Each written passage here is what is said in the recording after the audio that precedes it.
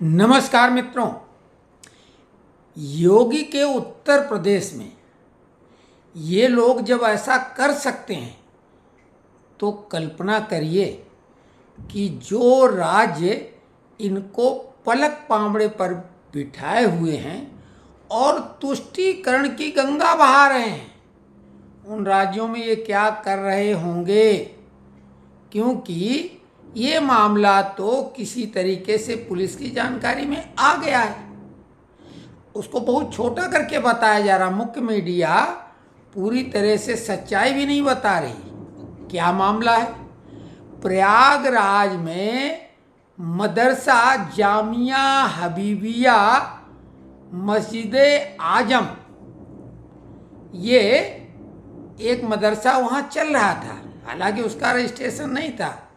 8 साल पहले उसका रजिस्ट्रेशन रद्द हो गया था, लेकिन उसको आतंक का अड्डा, देश को खोखला करने का अड्डा और सत्य सनातन को वही जो वो कस्में खाते हैं उसका प्लानिंग, योजना, षड्यंत्र रचने का अड्डा बना हुआ था।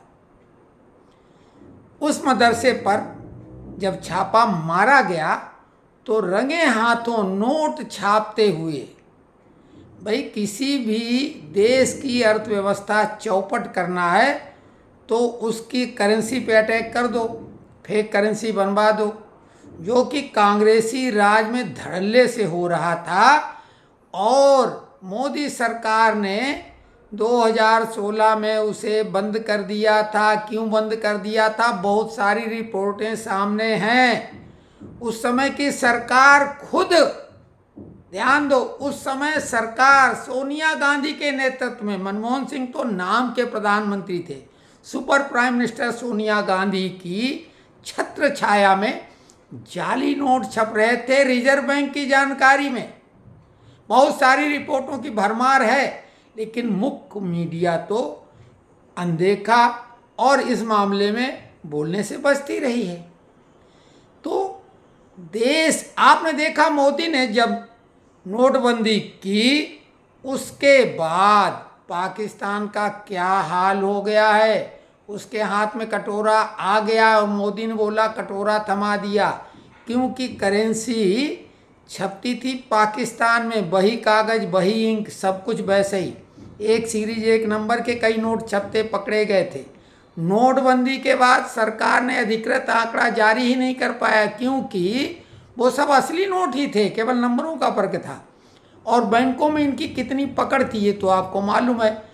तो नोट जो छपे थे जितने, उससे कहीं ज़्यादा आ गए, और ज़्यादा नहीं तो उतने तो आ ही गए, जबकि ये संभव नहीं होता है। खैर, वो एक मामला है।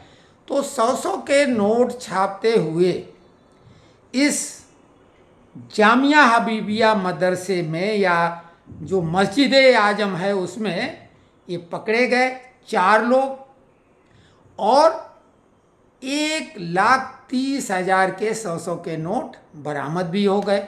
हाई क्वालिटी का प्रिंटर, लैपटॉप और बहुत सारा कागज, जो कि ये दिल्ली से मैनेज करके लाते थे, जिसको जो सस्ता तो होता था, क्योंकि नोट का कागज़ तो बहुत महंगा होता है, वो सस्ता होता, लेकिन तुरंत में तो वो कड़कड़ा नोट जैसा लगता ही था छपा हुआ, क्योंकि छपे हुए नोट नए होते थे। और इसमें जो 4 लोग पकड़े गए, उसमें मदरसे का मौलवी, जो कि वहाँ का प्रिंसिपल था, वो भी पकड़ा गया। मौलाना मोहम्मद तफसीरुल आरिफीन, नाम भी देख लो कैसा कैसा है, मौलाना मोहम्मद तफसीरुल आरिफीन, ये पकड़ा गया। और इसकी उम्र मात्र 25 साल की है। मदरसे का मौलवी, प्रिंसिपल, सब कुछ वही था, कार्यवाहक अपने को बता रहा था। पहले उसके बाप थे, बताते उन्होंने ठीक ठाक ढंग से मदरसा चलाया था। 8 साल पहले उन्होंने छोड़ दिया था, बाद में उनकी मृत्यु भी हो गई और वो मान्यता भी इसकी ख़त्म हो गई। पहले सरकारी ग्रांट भी मिलता था। वर्तमान में केवल 70 बच्चे वहाँ पढ़ रहे थे। नोट छापना एक तो बहुत बड़ा गुनाह है, ये देशद्रोह सीधे सीधे है। जो 4 लोग इसमें शामिल थे, इसमें जाहिर खान 23 साल का, मोहम्मद अफजल मोहम्मद शाहिद 18-18 साल के, और खुद ये मौलाना मोहम्मद तफसीरुल ये 25 साल का। अब इसमें था क्या, ये नोट छाप के इन्होंने जो 18-18 साल की अभी उम्र बताई, ये तो अभी 18 साल के बता रहे हैं, लेकिन अगर जब मुकदमा चलता है तो ये लोग उनको नाबालिग साबित कर देते हैं, 18 से कम का सर्टिफिकेट बनवा लेते हैं। ठीक, आपने देखा होगा जो निर्भया कांड हुआ था, मुख्य जो आरोपी था या अपराधी था, उसको इन्होंने फर्जी सर्टिफिकेट बना के नाबालिग साबित कर दिया था। और ये काम था केजरीवाल का, याद है ना, उनका कानून मंत्री फर्जी डिग्री के आधार पे दिल्ली हाईकोर्ट में प्रैक्टिस भी कर रहा था, कानून मंत्री था। तो केजरीवाल ने उस लड़के को, उस अपराधी को नाबालिग सिद्ध करके मेजर पनिशमेंट से बचा लिया, फांसी की सजा से बचा लिया, और इसी का इनाम है दिल्ली में भर भर के मुस्लिम वोट उनके हो गए। जबकि आपको मालूम है केजरीवाल ने अपनी राजनीतिक यात्रा किसके कंधे पे बैठ के चलाई थी। एक तरफ अन्ना हजारे थे जो सामाजिक आंदोलन के प्रणेता माने जाते हैं, दूसरी तरफ आरएसएस, याद करो बैनर लगा था भारत माता की जय, भारत माता की तस्वीर, ये सब तो आरएसएस के कंधे पर आंदोलन शुरू किया। लेकिन एक झटके में एक अपराधी को बचाया नाबालिग बता के, और दिल्ली में वोटों की फसल काटते चले जा रहे हैं वर्ग विशेष की। तो आप इस षड्यंत्र को तो समझो कि ये बात उत्तर प्रदेश की हो रही है, जहां खौफ समाया हुआ अपराधियों में, लेकिन इनकी धृष्टता और इनका दुस्साहस तो देखो। अरे भाई, आतंकवादियों से ज़्यादा दुस्साहस किसी का हो भी नहीं सकता। आतंकवादी तो दुस्साहस से भी एक कदम आगे के लोग होते हैं। तो इनकी योजना 2025 में जो कुंभ मेला लगेगा उसमें नोट खपाने के थी अरबों रुपए, और 100 के नोट की जांच परख ज़्यादा करता नहीं, कड़क नोट होता आदमी रखता, कोई जांच परख आज के दौर में 150 के नोट की करता नहीं है। तो वो नोट वहाँ आसानी से खप जाता, और अगर कोई पकड़े भी जाते तो नाबालिग लड़के के नाम पे रहपट मार के और वो उनको छोड़ देते। चूँकि कुंभ के मेले में जगह जगह भाई 10-20 का सामान लिया, बाकी पैसे मिलते जाएंगे, तो 100 का नोट उनके लिए 80 की वैल्यू रखता, सामान का कुछ करें न करें। तो ये योजना थी उनकी। लेकिन ये योजना क्या बंद हो गई? एक मस्जिद में ये छप रहे होंगे, और विशेषकर पश्चिम बंगाल, कर्नाटका, हिमाचल और तेलंगाना, केरला, तमिलनाडु, इन राज्यों में क्या हाल होगा कल्पना कर लो आप खुद। वहाँ तो धड़ल्ले से छप रहे होंगे सरकार की देखरेख में, क्योंकि कांग्रेस सरकार तो 2011 में बहुत सारे सबूत मौजूद हैं, पता नहीं भाजपा सरकार कार्रवाई क्यों नहीं करती है। लेकिन ये तो हो गया देशद्रोह का मामला। लेकिन देश में दंगा फसाद करने की तैयारी, 70 जो मदरसे के बच्चे थे उनका ब्रेन वॉश, और पूरे देश में आग लगाने का जो राहुल गांधी ने मिट्टी का तेल छिड़का है। आपको याद होगा 26/11 का जो हमला हुआ था ताज होटल पर बम्बई में, कई लोग मारे गए थे उसमें, और एक आतंकवादी जिंदा पकड़ लिया गया था, अजमल कसाब, हाथ में कलावा बांधे हुए था। योजना ऐसी थी कि वो सब अपने को हिंदू बताते, और तत्कालीन आईजी महाराष्ट्र पुलिस महानिरीक्षक जो थे, उन्होंने एक किताब लिखी थी, और वो किताब क्या थी? वो किताब थी आरएसएस देश का नंबर 1 आतंकवादी संगठन है। तो ऐसी किताब लिखने वाले पुलिस अधिकारी बाद में प्रमोट होके डीजीपी भी बन गए, और ये किताब के जो लेखक उस समय के आईजी और बाद में प्रमोट होके डीजीपी थे, उनका नाम था एस.एम. मुशर्रफ, दिग्विजय सिंह के लाडले दुलारे। लेकिन भाजपा इस पुलिस अधिकारी को भी पेंशन मिल रही हो, तमाम सुविधाएं वो अभी भी ले रहा, इसको जेल में क्यों नहीं डाला जा रहा है? एक सवाल साधारण सा बनता है। अभी कंगना रनौत की फिल्म इमरजेंसी रिलीज नहीं होने दी जा रही, क्योंकि बोला इंदिरा गांधी को सिखों ने मारा, और भिंडरावाले जो है वो खालिस्तान की उसने कोई मांग नहीं की थी, वो आतंकवादी नहीं था, उसको आतंकवादी दिखा, इस बात के लिए फिल्म नहीं रिलीज हो पा रही, सेंसर बोर्ड तक प्रमाण पत्र नहीं दे रहा है। और दूसरी तरफ ऐसी किताब जिसमें 26/11 हमले को आरएसएस द्वारा प्रायोजित हिंदुओं के द्वारा किया गया बताया जा रहा है, और वो किताब हिंदी, मराठी, उर्दू में बहुतायत में इस मदरसे में मौजूद थी। स्पीड पोस्ट से विभिन्न राज्यों में वो किताबें भेजी जा रही थीं इसी मदरसा प्रयागराज से। क्या कि आरएसएस देश का नंबर 1 आतंकवादी संगठन है। ये हिंदू मुस्लिमों में झगड़ा लगाता, दंगा फसाद कराता है, देश को बर्बाद कर रहा है। तो इस तरह का हौसला है इन लोगों का।